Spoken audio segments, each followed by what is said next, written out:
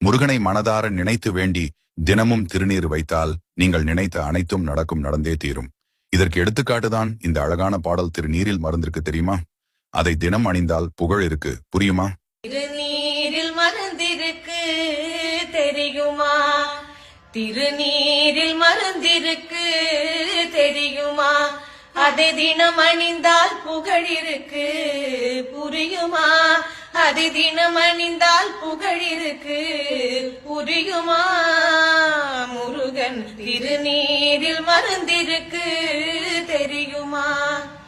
அருள் மணக்கும் ஐயனின் திருமருந்து, அருள் மணக்கும் ஐயனின் திருமருந்து, நல்ல அறிவு கண்ணை திறந்து வைக்கும் மறுமருந்து.